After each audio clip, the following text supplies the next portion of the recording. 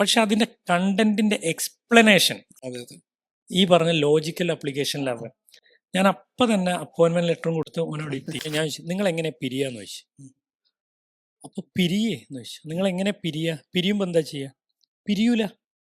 Especially നമുക്കൊരു family ഒക്കെ ആയിട്ടുള്ള ആളുകൾ എടുക്കാം. അവർ പല കാര്യങ്ങളെ കുറിച്ച് ആലോചിച്ച് തുടങ്ങുന്ന ഒരു സമയമായിരിക്കും. ഇപ്പൊ സ്വന്തമായിട്ട് വീട്, പ്രോപ്പർട്ടീസ്, ഈ കിട്ടുന്ന പണം എങ്ങനെ ഇൻവെസ്റ്റ് ചെയ്യണം, ഈ ഫൈനാൻസസ് എങ്ങനെ മാനേജ് ചെയ്യണം, എന്താണോ നമ്മൾ അണ്ടർസ്റ്റാൻഡിങ് അത് എഴുതി വെക്കുക. ഒരു വേസ്റ്റ് കേസ് സിനാരിയോ നമ്മൾ എപ്പോഴും ചിന്തിക്കണം എന്നുള്ളതാണ്. ചിന്തിക്കണം. وأجتاز السماء جلالا فأزيد أسراب الغيوم അസ്സലാമു അലൈക്കും വറഹ്മത്തുള്ളാഹി. പ്രൊഫൈസ് 5.0യുടെ വേദിയിലാണ് നമ്മളുള്ളത്. നമ്മുടെ കൂടെ ഇന്ന് നമ്മുടെ പ്രോഗ്രാമിൽ ചീഫ് ഗസ്റ്റ് ആയിരുന്ന ആഷിഖ് സാർ ഉണ്ട്. ഒരുപാട് ബിസിനസ്സുകളുടെ ഒരു ആർക്കിടെക്റ്റ് ആയിട്ടുള്ള ആഷിഖ് ആൻഡ് അസോസിയേറ്റ്സിന്റെ ഫൗണ്ടർ ആൻഡ് സിഇഒ ആയിട്ടുള്ള, കേരളത്തിലും മറുനാട്ടിലും മലയാളികൾ മറ്റുള്ള ആളുകളെല്ലാം ബിൽഡ് ചെയ്തിട്ടുള്ള ഒരുപാട് ബിസിനസ്സുകൾ ഗ്ലോബൽ ലെവലിൽ എത്തിക്കാൻ സഹായിച്ചിട്ടുള്ള ഒരാളാണ് ആഷിഖ് സാർ. ആദ്യം എന്താണ് പ്രൊഫൈസിന്റെ വേദിയിൽ എത്തിയിട്ട് താങ്കളിപ്പോൾ സംസാരിച്ചു, വാട്ട് ഡു യു ഫീൽ? എന്താണ് ഇവിടെ നിന്നുള്ള ഒരു അനുഭവം? പ്രൊഫൈസിന്റെ വേദിയിൽ സംസാരിച്ചപ്പോൾ എനിക്ക് തോന്നിയെന്ന് പറഞ്ഞാൽ ഒരുപാട് ഇന്റലക്ച്വൽ ആളുകളുടെ മുന്നിൽ നമ്മൾ എന്താ പറയുക, എന്ത് പറയണം എന്ന്. കാരണം പരിചയപ്പെടുന്നവരൊക്കെ PhDയും എന്താ പറയുക ഡബിൾ ട്രിപ്പിൾ മൾട്ടിപ്പിൾ ക്വാളിഫിക്കേഷനുള്ള ആൾക്കാർക്കാണ് ഞാൻ ഷെയ്ക്കൻഡ് കൊടുക്കുമ്പോൾ നമ്മൾ അതിൽ വളരെ ചെറുതാണ് എന്നുള്ളൊരു ഫീലാണ് ഒന്ന്. രണ്ട്, ഈ പ്രൊഫൈസിനെ പോലുള്ള ഈ ഒരു പ്രോഗ്രാമുകളിൽ ഇത്രയും സമയം കണ്ടെത്തുക അവർക്ക് കഴിഞ്ഞു എന്നുള്ളത് എനിക്കൊരു കുറ്റബോധം ഫീൽ ചെയ്യുന്നുണ്ട്. രണ്ട് എൻ്റെ ലേണിംഗ് ആണ് ഞാൻ പറഞ്ഞത്. മൂന്നാമത്, സംസാരിക്കുന്ന ആൾക്കാരൊക്കെ വളരെ ഹമ്പിൾ, എന്താ പറയുക, പറഞ്ഞ് പരിചയപ്പെടുത്തണം എനിക്ക് ഇത്ര ഡിഗ്രി ഉണ്ട് എന്ന് പറഞ്ഞാലേ അറിയുള്ളൂ. അത്രയും ഹമ്പിളായിട്ട് ഫീൽ ചെയ്യുന്ന ഈ ഒരു വേദിയിൽ എന്താ പറയുക നോളജിൻ്റെ കൈമാറ്റങ്ങളും നോളജിൻ്റെ കൈമാറ്റങ്ങൾ നടക്കുന്നു എന്നതിൽ വലിയൊരു വേദിയായിട്ടാണ് തോന്നുന്നത്. ഒരു പക്ഷേ ഞാനൊക്കെ ലേറ്റാണ് ഇതിൽ എന്നുള്ളതാണ്. 5ാം എഡിഷനാണ് ഇതെന്ന് പറയുമ്പോൾ 4 മിസ്സായല്ലോ എന്നുള്ളൊരു സങ്കടം ഉണ്ട്. തീർച്ചയായിട്ടും അടുത്ത പ്രൊഫൈസിൽ ഫാമിലി ആയിട്ട് ആഷിഖ് സാർ വരണം എന്നുള്ളതാണ്.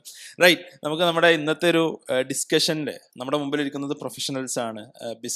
ഈ പ്രൊഫഷണൽസിനെ സംബന്ധിച്ചിടത്തോളം പല ആളുകളും അവരുടെ ഒരു കരിയറിന്റെ പല ഫേസിലുള്ള ആളുകൾ ഉണ്ടാവും. ജസ്റ്റ് തുടങ്ങി വരുന്ന ആളുകളുണ്ടാവും. അതേപോലെ തന്നെ മേ ബി സെറ്റിൽഡ് ആയി ഫാമിലി ആയി പല ഫേസസിലൂടെ കടന്നു പോകുന്ന ആളുകളാണ്.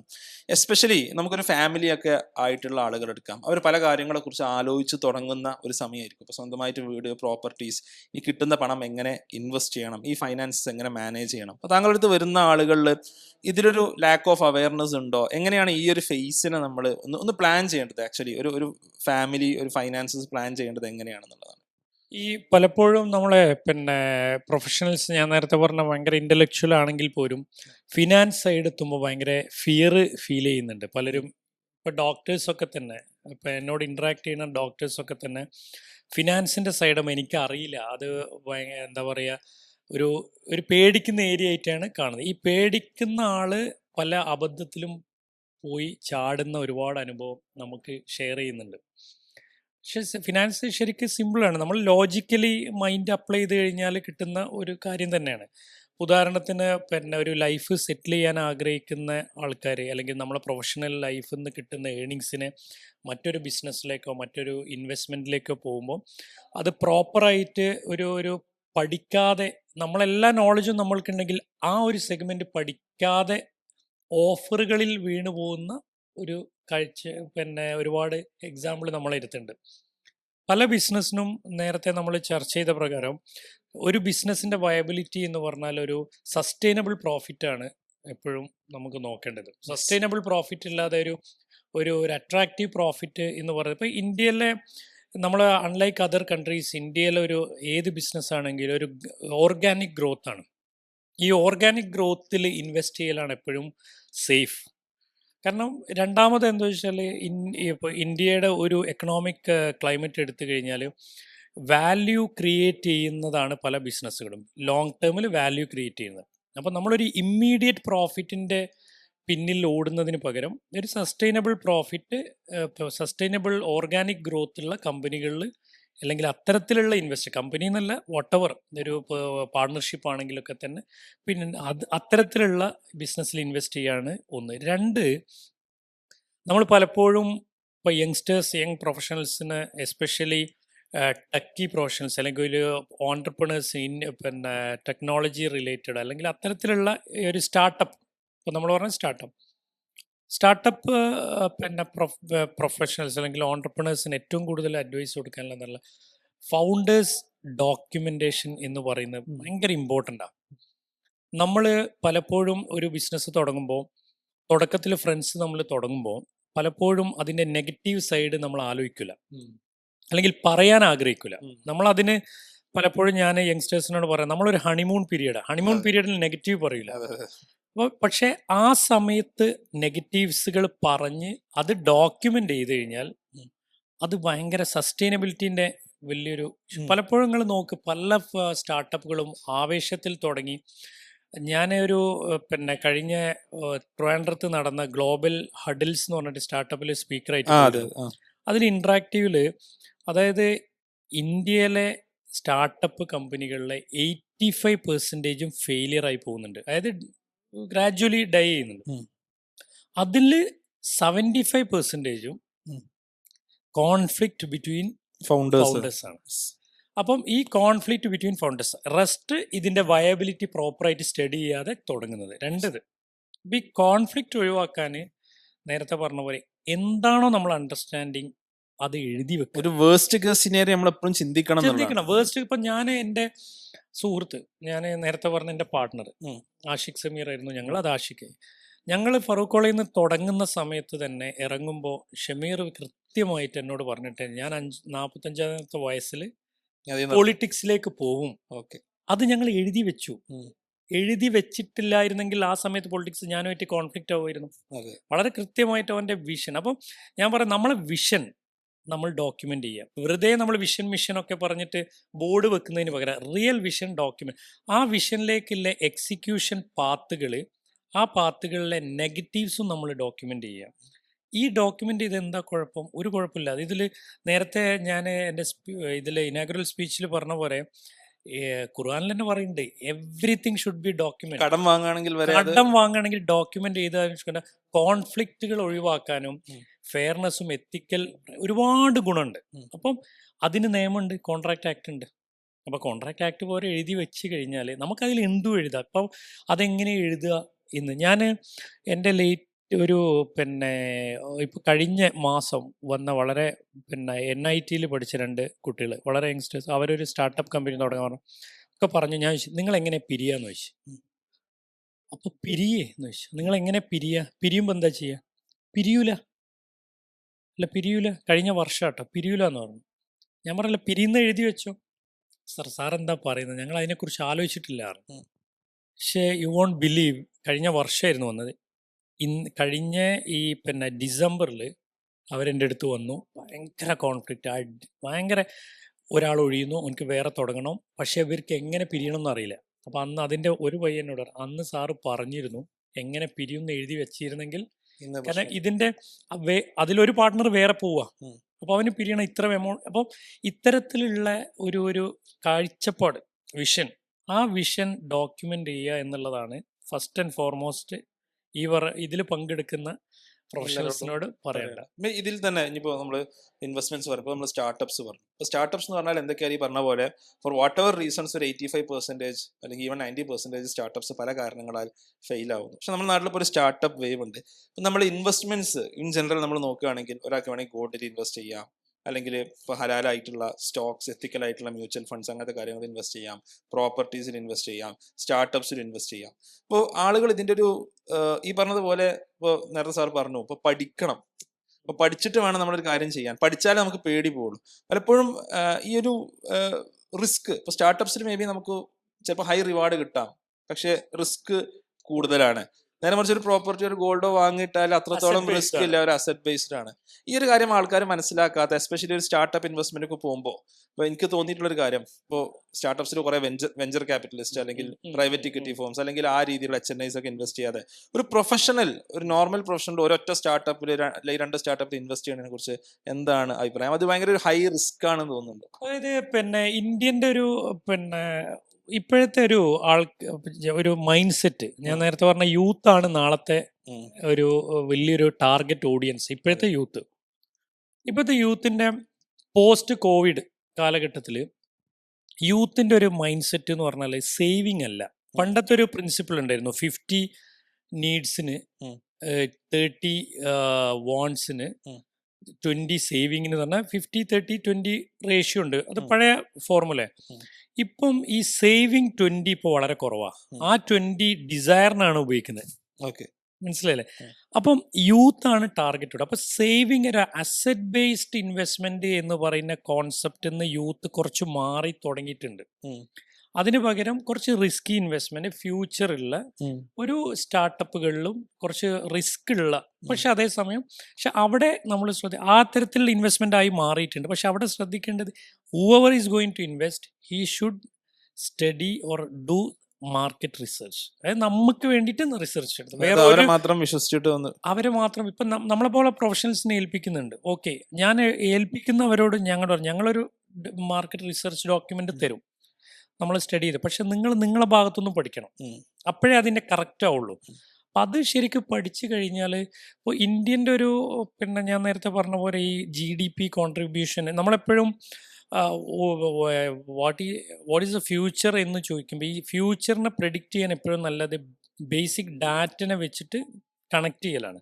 ഇപ്പം നമ്മൾ ഏർലിയർ ഇന്ത്യയുടെ ഒരു സെക്ടർ എന്ന് പറഞ്ഞാൽ GDPൻ്റെ മേജർ കോൺട്രിബ്യൂഷൻ ഈ പ്രൊഡക്ഷൻ, അതായത് സർവീസ് അല്ല, ഗുഡ്സ് ആൻഡ് സർവീസ്. ഇപ്പൊ സർവീസിൽ കയറി, അതായത് 55% സർവീസായി മാറി. ദാറ്റ് മീൻസ് ഈ സർവീസ് എന്ന് പറഞ്ഞ ഇന്നോവേറ്റീവ് കുറെ സ്റ്റാർട്ടപ്പുകളൊക്കെ കണക്റ്റഡ്. അതൊരു 65-70% വരെ പോവും ഇന്ത്യയുടെ പുതിയൊരു കാലഘട്ടത്തിൽ. അപ്പം അതിൽ ഇൻവെസ്റ്റ് ചെയ്യുന്നതുകൊണ്ട് കുഴപ്പമില്ല, പക്ഷെ സ്റ്റഡി നിർബന്ധമാണ്. ഇപ്പോൾ ഈ പറഞ്ഞ പോലെ ഇപ്പൊ നമ്മൾ ഫസ്റ്റ് പറഞ്ഞു തുടങ്ങിയത്, ഇവർക്ക് പല ആൾക്കാർക്കും പഠിക്കാനുള്ള സമയമില്ല. എസ്പെഷ്യലി ഒരു ഫാമിലി വളരെ ഒരു തിരക്കേറിയ ഡോക്ടർ എടുക്കാം. ഒരു തിരക്കേറിയ ഡോക്ടറെ സംബന്ധിച്ചിടത്തോളം പലപ്പോഴും ഇത് പഠിക്കാനുള്ള സമയമില്ല, അല്ലെങ്കിൽ ഫാമിലി. അപ്പൊ അവരെ സംബന്ധിച്ചിടത്തോളം വാട്ട് ഡു യു അഡ്വൈസ്? അവര് ഏതൊരു പോയിന്റില് അവരെങ്ങനെയായിരിക്കണം അവരുടെ ഇൻവെസ്റ്റ്മെന്റ്സിനെ മേ ബി ഡൈവേഴ്സിഫൈ ചെയ്യുന്നത്? ശരിക്ക് ഒന്ന് അവർക്ക് പ്രൊഫഷണൽ അഡ്വൈസ് കറക്റ്റ് വ്യക്തമായിട്ട് ഒരു പ്രൊഫഷണൽ അഡ്വൈസ് ഇൻട്രസ്റ്റ് ചെയ്തുകൊണ്ട് അവരെടുക്കാം. കുറെ ടൂളുകൾ ഉണ്ടല്ലോ, ഇപ്പൊ ChatGPT, Gemini ഒക്കെ. പക്ഷെ അത് യൂസ് ചെയ്യുന്നത് അറിയണം. ഇതിൽ എന്താ ക്വസ്റ്റ്യൻ വെച്ചാല്, നമ്മൾ കൊടുക്കുന്ന ക്വസ്റ്റ്യൻ പ്രോംപ്റ്റ് കറക്റ്റ് അല്ലെങ്കിൽ ChatGPT തെറ്റും. അപ്പൊ ChatGPT ഓൾവേസ് റൈറ്റ് എന്നുള്ള തെറ്റാ. അപ്പൊ നമ്മൾ കൊടുക്കുന്ന പ്രോംപ്റ്റ്, അപ്പം അതിന് എഫക്റ്റീവായിട്ട് കുറെ ടൂളുകളുണ്ട് അവർക്ക് യൂസ്. പിന്നെ ഈ ടൈം മാനേജ്മെന്റ് എന്ന് പറഞ്ഞാൽ നമുക്ക് ഈ പറഞ്ഞ പോലെ കണ്ടമാന ഇൻഫർമേഷൻസ് നമുക്ക് അവൈലബിൾ ആണ്. അതിൽ സോർട്ട് ചെയ്തെടുക്കാം എന്നുള്ളതും, ആ സോർട്ട് ചെയ്ത് അല്ലെങ്കിൽ നമ്മൾക്ക് ഇപ്പോഴത്തെ പല നമ്മളെ പ്രൊഫഷണൽസ്, സമയമില്ലാത്ത പ്രൊഫഷണൽസ് നമ്മുടെ അടുത്തൊക്കെ വരുന്നത്, അവരൊരു കൺക്ലൂഷനിൽ എത്തിയത് വെറ്റ് ചെയ്യും, is it correct or not. ആ ഒരു പ്രൊസീജിയർ എടുത്താൽ മതി. അവർ പഠിച്ച് അല്ലെങ്കിൽ അവർക്കുള്ള നോളജ് കറക്റ്റ് ആണോ എന്ന് അതിന്റെ എക്സ്പെർട്ടൈസിനോട് ചോദിച്ചിട്ട് മാനേജ് ചെയ്യുക. പണ്ടേ ഫുൾ എക്സ്പെർട്ടൈസിനെ ഏൽപ്പിക്കും, പിന്നെ അത് വായിക്കാൻ സമയം ഉണ്ടാവില്ല. അങ്ങനെ ഒരു പ്രോബ്ലം ഉണ്ടായിന്. കംപ്ലീറ്റ് ഏൽപ്പിച്ച് നമ്മൾ റിപ്പോർട്ട് കൊടുക്കും, ആ റിപ്പോർട്ട് കൊടുക്കുന്ന വായിക്കാൻ സമയമില്ല. അതിനേക്കാൾ നല്ല നമ്മൾ തന്നെ കുറെയൊക്കെ, കാരണം ഞാൻ പറഞ്ഞല്ലോ ടൂളുകളുണ്ട്, ആ ടൂൾ യൂസ് ചെയ്ത് പഠിച്ചിട്ട് വെറ്റ് ചെയ്യാവുന്നതാണ്. യെസ്, ഇതില് നമ്മുടെ മുമ്പിൽ ഇപ്പോൾ ഒരുപാട് ഇൻവെസ്റ്റ്മെന്റ് ഓഫേഴ്സുമായിട്ട് നമ്മൾ എവിടെ പോയാലും ആളുകൾ നമ്മൾ വിളിക്കുന്നുണ്ട്, നമ്മൾ കാണുന്നുണ്ട്. എസ്പെഷ്യലി പ്രൊഫഷണൽസ് ആയിട്ടുള്ള ആളുകളെയാണ് അവർ ടാർഗറ്റ് ചെയ്യുന്നത്, അത്യാവശ്യം ഏണിങ് ചെയ്തുകൊണ്ടിരിക്കുന്ന ഒരു. എന്നാൽ അപ്പുറത്ത് നമ്മൾ ഒരുപാട് ന്യൂസസ്, സ്കാമുകളുടെ ഒരുപാട് ന്യൂസുകൾ, നൂറുകണക്കിന് കോടികൾ തട്ടിക്കപ്പെട്ട ന്യൂസുകൾ നമ്മൾ ഈ മോറിസ് കോയിനും മറ്റൊക്കെ നമ്മൾ മലബാറിൽ തന്നെ കണ്ടതാണ്, റൈറ്റ്? പക്ഷെ ഇത് പലപ്പോഴും ആളുകൾ ഇത് കഴിഞ്ഞതിന് ശേഷം നമ്മുടെ പേരയിൽ പുറത്തുവിടുമ്പോൾ ആൾക്കാർക്ക് ഒരു മാനക്കേടാണ്. അതുകൊണ്ട് ആരും ഇതിൽ പലപ്പോഴും പരാതിപ്പെടാറില്ല. ഈ സ്കാംസ് മനസ്സിലാക്കാവുന്ന ഒരു റെഡ് ഫ്ലാഗ്സ്, ഒരാളൊരു ബിസിനസ് പ്രപ്പോസൽ അല്ലെങ്കിൽ ഇൻവെസ്റ്റ്മെന്റ് സ്കീമുമായിട്ട് വന്നാൽ, what could be the red flags that we should look at? അതായത് പിന്നെ ഇൻവെസ്റ്റ്മെന്റ് ഒരു പ്രപ്പോസലായിട്ട് വരികയാണെങ്കിൽ അതിൽ ഒരു ഭയങ്കര അട്രാക്റ്റീവ് റിട്ടേൺ ഓൺ ഇൻവെസ്റ്റ്മെന്റ് ഒക്കെ ഇമ്മീഡിയറ്റ് പറയുന്നുണ്ടെങ്കിൽ തന്നെ നമുക്ക് അവിടെ റെഡ് ഫ്ലാഗ് ആയി. ഓക്കെ, ഒരു എത്ര പെർസെന്റേജ് ആയിരിക്കും അതൊരു നോർമലി 12 to 15% ഒക്കെയാണ് ഒരു വയബിൾ. അതിന്റെ മേലോട്ട് അതിന്റെ മുകളിലോട്ടുണ്ടെങ്കിൽ അത് എക്സ്ട്രാ ബ്രാൻഡ് എക്സ്ട്രാ പിന്നെ സെയിൽ ചെയ്യാൻ പറ്റുന്ന അട്രാക്ട് ചെയ്യുന്ന ബ്രാൻഡിന്റെ പവർ നമ്പർ, പിന്നെ പ്രൊമോട്ടേഴ്സ് അതൊക്കെ ഉള്ള ചില കേസുകളുണ്ട്. പക്ഷെ അതൊക്കെ നമുക്ക് തന്നെ പഠിച്ചു കഴിഞ്ഞാൽ അറിയാൻ പറ്റും. പിന്നെ രണ്ടാമതെന്ന് പറഞ്ഞാൽ എപ്പോഴും ഇത് ലീഗലി ഇപ്പൊ പലപ്പോഴും നമ്മുടെ നാട്ടിലൊക്കെ ഉള്ള ഒരു പ്രോബ്ലം എന്ന് പറഞ്ഞാൽ ഒരു 1 lakh ഇൻവെസ്റ്റ് ചെയ്താൽ ഇത്ര 1,000 അല്ലെങ്കിൽ 2,000 കൊടുക്കുന്നു എന്ന് പറയുന്നത് നമുക്ക് ശരിക്കത് പിന്നെ ട്രൂലി സേയിങ് ദിസ് ഇൻട്രസ്റ്റ് തന്നെയാണ്. ഇസ്ലാമിക് വ്യൂല് പറഞ്ഞത് ഇൻട്രസ്റ്റ് തന്നെ. പക്ഷെ നമ്മൾ കണക്ക് നോക്കി അവസാനം പറയുന്നുണ്ടെങ്കിലും റിയലി ആ കണക്ക് പ്രപ്പോസൽ, പ്രോജക്ട് റിപ്പോർട്ടോ അല്ലെങ്കിൽ ഇൻവെസ്റ്റർ ഡെക്കോ ആദ്യം കാണാതെ നമ്മൾ അത് കാണുന്നുണ്ടെങ്കിൽ അത് ഓട്ടോമാറ്റിക്കലി അതിലേക്കാണ് എത്തുന്നത്. അപ്പൊ നമുക്ക് അതിന്റെ റെഡ് ഫ്ലാഗ് എന്ന് പറയുന്നത് നിങ്ങൾ ചോദിച്ച ക്വസ്റ്റ്യൻ എന്ന് പറഞ്ഞാൽ ഒന്ന്, ഏതൊരാളൊരു proposal business it should be based on DPR detailed project report വേണം. 2, ഇൻവെസ്റ്റർ പിച്ച് വേണം. ഇൻവെസ്റ്റർ പിച്ചിൽ എന്താ വെച്ച് കഴിഞ്ഞാൽ അതിൽ ലീഗലി എങ്ങനെയാണ് അവർ എൻറ്റർ ചെയ്യുന്നത് എന്നുള്ളതാണ്. അത് ഇക്വിറ്റി ഓണർഷിപ്പ് ആണോ, ഇക്വിറ്റി ആണെങ്കിൽ ലാഭം നഷ്ടം ഉണ്ടാവും, അതല്ല ഡിബഞ്ചർ ടൈപ്പ് ആണോ അല്ലെങ്കിൽ പ്രിഫറൻസ് ഷെയർ ആണോ. ഇങ്ങനെ ആകുമ്പോൾ നമുക്ക് ഇസ്ലാമിക് വേർഷനും കൂടെ നോക്കണം. ഡിബഞ്ചർ ആണ് കടപ്പത്രം. അപ്പം ഈ ഇൻവെസ്റ്റർ ഡെക്കും കൂടെ പരിശോധിച്ച് കഴിഞ്ഞാൽ നമുക്ക് ഈ പറഞ്ഞ റെഡ് ഫ്ലാഗുകൾ കിട്ടും. 2 നമ്പർ, എക്സിസ്റ്റിംഗ് ബിസിനസ്സിൽ നമ്മൾ ഇൻവെസ്റ്റ് ചെയ്യാൻ ആഗ്രഹിക്കുന്നുണ്ടെങ്കിൽ ഇപ്പൊ റൺ ചെയ്തോട്ട് ഒരു പുതിയ ബിസിനസ് അല്ല, മറ്റേത് നിങ്ങൾ പറഞ്ഞത് ഞാൻ ആദ്യം പറഞ്ഞത് പുതിയ ബിസിനസ് സ്റ്റാർട്ടപ്സിലാണ്. എക്സിസ്റ്റിംഗ് ബിസിനസ്സിൽ നിങ്ങൾ ഇൻവെസ്റ്റ് ചെയ്യാൻ ഇൻവൈറ്റ് ചെയ്യുകയാണെങ്കിൽ you should do due diligence. പറഞ്ഞാൽ അതിന്റെ ട്രാക്ക് ശരിക്ക് റെഡ് ഫ്ലാഗ് ചെയ്ത് നോക്കണം, റെഡ് ഫ്ലാഗുകൾ റേസ് ചെയ്ത് നോക്കണം. ചിലപ്പോൾ അതിൽ വളരെ കുറവായിരിക്കും. ഈ ഡ്യൂ ഡെലിജൻസ് പ്രോസസ് എന്ന് പറഞ്ഞാൽ നമുക്ക് പൊതുവേ ഒരു ഇഷ്ടമില്ലാത്ത സാധനമാണ്. പക്ഷെ അത് നമ്മൾ ചെയ്യണം. നമ്മൾ അതിന്റെ എക്സ്പെർട്ട് ആൾക്കാരെ കഴിഞ്ഞാൽ ആ ഡ്യൂ ഡെലിജൻസ് ഇപ്പൊ പിന്നെ നമുക്ക് എക്സാമ്പിൾ പറയാം, ഒരു പ്രൈവറ്റ് ഇക്വിറ്റി ഇൻവെസ്റ്റേഴ്സ് നമ്മൾ ഇൻവെസ്റ്റ് ചെയ്യാൻ വരുമ്പോൾ അവരാദ്യം ഡ്യൂ ഡെലിജൻസ് പ്രോസസ്സിലൂടെ കടന്നു പോയാൽ മാത്രമേ അതിലേക്ക് എൻട്രി ചെയ്യൂ. അപ്പൊ സെയിം പ്രോസസ്സ് നമുക്കും ചെയ്യാം. അതിൽ നമുക്കൊരു പിന്നെ കോമൺ ലോജിക്കൽ അപ്ലിക്കേഷൻ നമുക്ക് കാരണം നമ്മൾ പ്രൊഫഷണൽസ് ആണ് ഇൻവെസ്റ്റ് ചെയ്യണമെങ്കിൽ എസ്പെഷ്യലി ലോജിക്കൽ അപ്ലിക്കേഷൻ ഇട്ട് കഴിഞ്ഞാൽ തന്നെ മനസ്സിലാവും ഈ പ്രൊജക്ഷൻസ് ഒക്കെ വയബിൾ ആണോ, സസ്റ്റൈനബിൾ ആണോ, നമുക്ക് തന്നെ കുറെ അറിയാം. നമ്മൾ സ്വയം ഡിസിഷൻ എടുക്കാതെ എന്തായാലും ഒരു എക്സ്പേർട്ട് ഒപ്പീനിയൻ ഈ മോഹ വാഗ്ദാനത്തിലേക്ക് വീണു പോകരുത്. അപ്പൊ ഒന്ന് സമ്മറൈസ് ചെയ്യുകയാണെങ്കിൽ ഒരു എക്സോർബിറ്റന്റ് റിട്ടേൺസ് ഒരാൾ നോക്കുന്നുണ്ട്, അല്ലെങ്കിൽ ഒരു ഫിക്സഡ് ഇൻകം ഒരാൾ എപ്പോഴും ഓഫർ ചെയ്യുന്നുണ്ട്, അതൊക്കെ അതും റെഡ് ഫ്ലാഗ് ആണ് ഈ പറഞ്ഞ പോലെ. പിന്നെ ഈ പറഞ്ഞതുപോലെ ഒരു ഡ്യൂ ഡിലിജൻസ് നമ്മൾ നോക്കണം എന്നുള്ള കാര്യങ്ങളൊക്കെ. പിന്നെ വൺസ് അവര് ഓക്കെ ആയി കഴിഞ്ഞ് ഇൻവെസ്റ്റ് ചെയ്യുകയാണെങ്കിൽ ഇറ്റ് ഷുഡ് ബി ഡോക്യുമെന്റഡ്. ഞാൻ എപ്പോഴും പറയാം, ഡോക്യുമെന്റ് ഓൾവേസ് ടോക്ക്. നമ്മൾ നേരിട്ട് അണ്ടർസ്റ്റാൻഡിങ് പറഞ്ഞത് എവിടെയും സംസാരിക്കില്ല. ഒരുപാട് ഡിസ്പ്യൂട്ടുകളിൽ നമ്മൾ എൻ്റർ ചെയ്യുന്നത് ഡോക്യുമെന്റിലെ ക്ലാരിറ്റി കുറവോ അല്ലെങ്കിൽ പറഞ്ഞ് അങ്ങനെ ആയിരുന്നില്ലേ ഇങ്ങനെ ആയിരുന്നില്ലേ എന്ന് പറയാം. അപ്പൊ എവറിത്തിങ് ഷുഡ് ബി ഡോക്യുമെന്റ്. അതുകൂടി ഒന്ന് ചോദിക്കണം തോന്നി, ഈ ഡോക്യുമെന്റ്സ് കോൺട്രാക്ട്സ് എന്നൊക്കെ നമ്മൾ പറയുമ്പോൾ നമ്മളിപ്പോൾ പലപ്പോഴും പല ബിസിനസ്സുകൾ നമ്മൾ ഇൻവെസ്റ്റ് ചെയ്യുമ്പോൾ കൊടുക്കുന്ന ഡോക്യുമെന്റ്സും കോൺട്രാക്ട്സും ഒക്കെ എത്രത്തോളം ലീഗലി വാലിഡ് ആണെന്നുള്ളൊരു ചോദ്യം ഉണ്ടല്ലോ. പലതും ഒരു മുദ്ര പേപ്പറിൽ എഴുതി എന്നുള്ളത് കൊണ്ട് മാത്രം അത് ലീഗലി വാലിഡ് ആകുമോ, അതിനെന്താണ് ഒരാൾ ഇപ്പോൾ നമ്മൾ അത് അവിടെ നമ്മൾ വളരെ ഇമ്പോർട്ടന്റ് ക്വസ്റ്റ്യൻ ആണത്. കാരണം ചിലതിൽ നമ്മളൊരു MOU എഴുതും, എഗ്രിമെന്റിൽ എഴുതും, പക്ഷെ അതും ഈ ബിസിനസിന്റെ ലീഗൽ എൻറ്റിറ്റിയുമായിട്ട് കണക്റ്റഡ് ആവില്ല. മനസ്സിലായി? ഇപ്പം ഫോർ എക്സാമ്പിൾ നിങ്ങൾ കമ്പനിയിലാണ് ഇൻവെസ്റ്റ് ചെയ്യണമെങ്കിൽ ഈ കമ്പനിയിൽ ഇൻവെസ്റ്റ് ചെയ്യുന്നത് always connected to articles of association. കമ്പനിക്ക് memorandum and articles of association, ആ ആർട്ടിക്കിൾസ് ഓഫ് അസോസിയേഷന്റെ ക്ലോസുമായിട്ട് കണക്ട് ചെയ്യുന്ന MOUസോ ഷെയർ ഹോൾഡേഴ്സ് എഗ്രിമെന്റോ വാലിഡിറ്റി ഉള്ളൂ. അല്ലാതെ ആർട്ടിക്കിളിൽ വേറൊരു കാര്യം പറഞ്ഞു, നമ്മൾ വേറെ കാര്യം എഴുതി വെച്ചു, അത് ഇൻവാലിഡ് ആണ്. അപ്പോൾ കമ്പനിയാണ്. അപ്പം നിങ്ങൾ ആദ്യം ചോദിക്കേണ്ടത്, ഇപ്പം നിങ്ങളെ ഇതിന്റെ വ്യൂവേഴ്സിന് ചോദിക്കേണ്ടത്, നിങ്ങൾ ആദ്യം ഇൻവെസ്റ്റ് ചെയ്യണം whether it is a company or not ആദ്യം ചോദിക്കാം. കമ്പനി ആണെങ്കിൽ അതിന്റെ മെമ്മോറാണ്ടം ആർട്ടിക്കിളും വായിക്കണം, നിർബന്ധമായിട്ട് വായിക്കണം, അല്ലെങ്കിൽ അറിയുന്ന ആൾക്കാരെ കൊണ്ട് വായിപ്പിക്കണം. നമ്പർ 2, അതൊരു LLP ആണെങ്കിൽ LLP എഗ്രിമെന്റ് ഉണ്ടാവും, അത് വായിക്കണം. പാർട്ണർഷിപ്പ് ആണെങ്കിൽ പാർട്ണർഷിപ്പ് ഡീഡ് ഉണ്ടാവും, ഈ 3 എൻറ്റിറ്റിയാണ് നോർമലി ബിസിനസ്സിൽ യൂസ് ചെയ്യുന്നത്. ഈ പാർട്ണർഷിപ്പ് ഡീഡും LLP അഗ്രിമെന്റും മെമ്മോറാണ്ടം ആൻഡ് ആർട്ടിക്കിൾസ് ഓഫ് അസോസിയേഷനും നോക്കാതെ ഉണ്ടാക്കുന്ന അഗ്രിമെന്റുകൾ കോൺട്രഡിക്ടറി ആയി മാറും. അപ്പോൾ വാലിഡിറ്റിന്റെ ഇഷ്യൂ ഉണ്ടാവും. അപ്പം നമ്മൾ ഫസ്റ്റ് അണ്ടർസ്റ്റാൻഡിങ് നമുക്ക് ആദ്യം ഡോക്യുമെന്റ് ചെയ്യാം. ആ ഡോക്യുമെന്റ് ചെയ്യുമ്പോൾ subject to articles of association ചെയ്താൽ, ഇനി ആർട്ടിക്കിൾ വായിച്ചിട്ടാണ് ചെയ്യുന്നത്, അതിൽ പറയുന്ന പോലെ എഗ്രിമെന്റ് എഴുതിയാൽ മതി. പക്ഷെ മാറ്റർ കണ്ടന്റ് നിങ്ങൾ പറഞ്ഞ അണ്ടർസ്റ്റാൻഡിങ് തന്നെ കണ്ടന്റ് ആവാം. അപ്പൊ അവിടെയും ഈ പറഞ്ഞതുപോലെ ഒരു ലീഗലി അല്ലെങ്കിൽ ഒരു കമ്പനി സെക്രട്ടറി അല്ലെങ്കിൽ ഒരു CA ഇവരുടെ ഒക്കെ ഒരു ഹെൽപ്പ് നിർബന്ധമായും ചോദിക്കുന്നത് നല്ലതാണ്. കാരണം ഇന്ത്യയിൽ ഈ ബിസിനസ് ചെയ്യുന്നതിനൊക്കെ നിയമങ്ങളുണ്ടല്ലോ. ആ നിയമങ്ങൾ ഇഗ്നോറൻസ് ഓഫ് ലോ എന്ന് നമ്മൾക്ക് എക്സ്ക്യൂസ് പറയാൻ പറ്റില്ലല്ലോ. പക്ഷെ അറിയുന്ന ആൾക്കാരെ സർവീസ് എടുത്തിട്ട് ചെയ്താൽ മതി. ഒരു കാര്യം കൂടി, ഇത് കുറച്ചൊരു അൺറിലേറ്റഡ് ആയിട്ട് ചോദിച്ചിട്ട് അവസാനിപ്പിക്കാൻ തോന്നുന്നു. അപ്പൊ താങ്കൾ ഒരു കമ്പനി സെക്രട്ടറി, ഒരു കൊമേഴ്സ് ഫീൽഡിൽ കമ്പനിയുമായി ബന്ധപ്പെട്ട് വർക്ക് ചെയ്യുന്ന ആളുകളാണ്. അപ്പൊ ഇത് കേൾക്കുന്ന ഒരുപാട് ആളുകളുടെ മക്കൾ അല്ലെങ്കിൽ ഒരുപാട് ആളുകൾ ഈ ഫീൽഡിലോട്ട് ഇപ്പൊ എസ്പെഷ്യലി കടന്നു വരുന്നുണ്ട്. മുമ്പ് ഒരു CA മാത്രമായിരുന്ന ആളുകൾ ചെയ്തിരുന്നെങ്കിൽ ACCA, CMA, അതിന്റെ ഇന്ത്യ, US ഒക്കെ തുടങ്ങി ഒരുപാട് കോഴ്സുകളിലോട്ട് പോകുന്നുണ്ട്.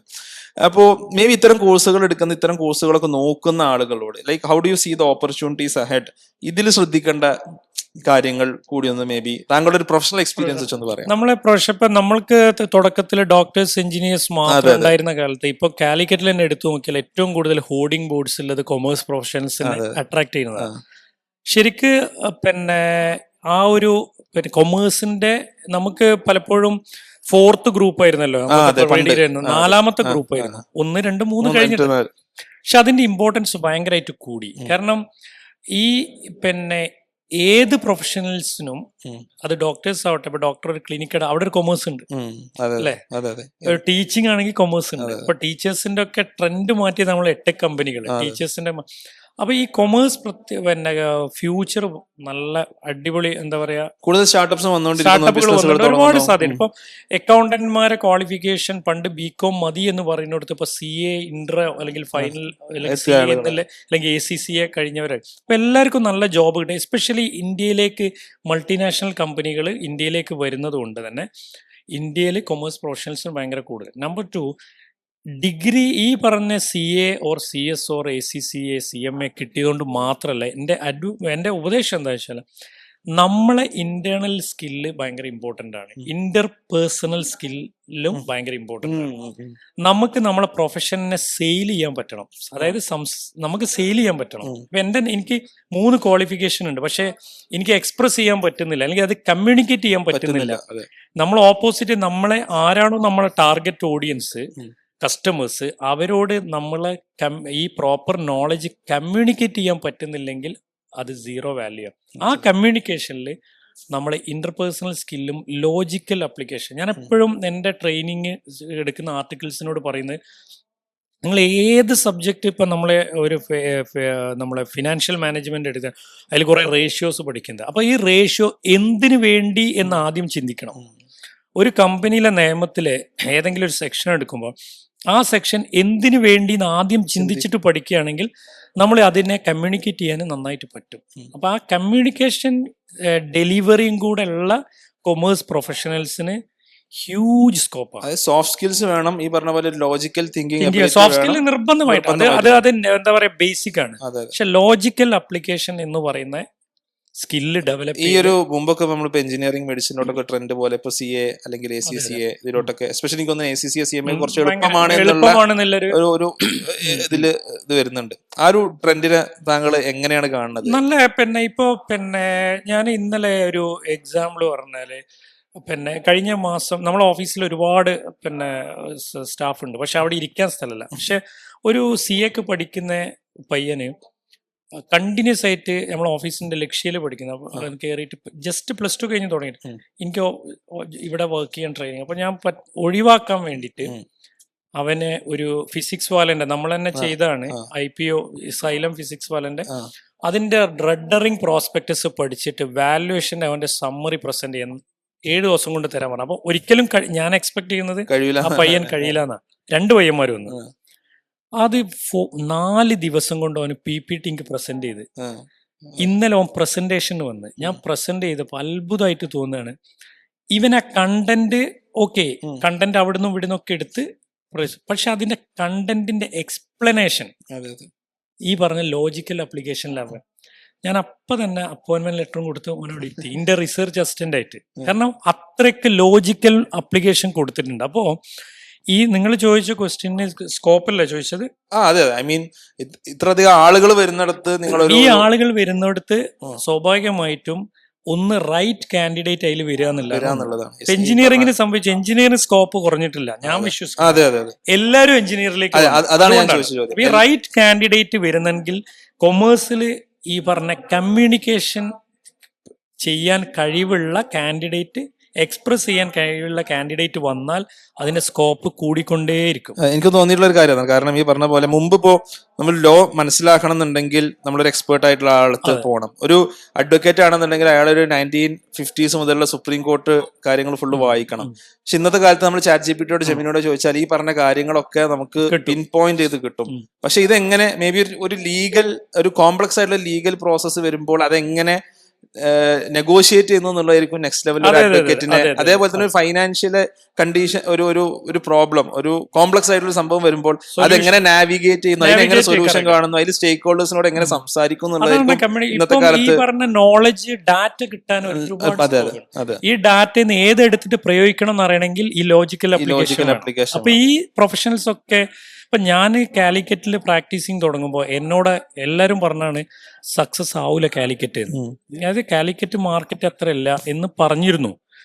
അവിടെ ഞാനും എൻ്റെ പാർട്ട്ണർ സമീർ എന്ന് വെച്ചാൽ നമുക്കൊരു പിന്നെ സെയിൽസ്മാൻഷിപ്പ് ഉണ്ട്. കാരണം നമ്മൾ പഠിക്കുന്ന സമയത്ത് സെയിൽ ചെയ്ത ഹൈലൈറ്റിൻ്റെ ഒക്കെ ഫസ്റ്റ് സെയിൽസ്മാൻ, ഇപ്പൊ ഹൈലൈറ്റിൻ്റെ കൺസൾട്ടൻ്റ്. അപ്പോൾ ഈ സെയിൽസ് കമ്മ്യൂണിക്കേറ്റ് ചെയ്യാൻ പറ്റുമെന്നുള്ള കോൺഫിഡൻസ്, പിന്നെ കമ്മ്യൂണിക്കേറ്റ് ചെയ്യുന്നത് കറക്റ്റ് കണ്ടന്റ് അല്ലെങ്കിലും.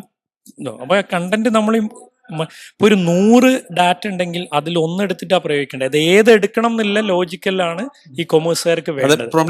പെട്ടെന്ന് റീപ്ലേസ് ചെയ്യാൻ പറ്റാത്തൊരു സംഭവം ഈ ഒരു സ്കിൽ. അപ്പൊ അവിടെ നമ്മൾ ആ എ ഐനെ റീപ്ലേസ് ചെയ്യുന്നത്, ഇപ്പൊ ഞാൻ എല്ലാത്തിലും ക്വസ്റ്റ്യനെ ഫേസ് ചെയ്യുന്ന എ ഐ വന്ന ജോബ് പോവില്ല.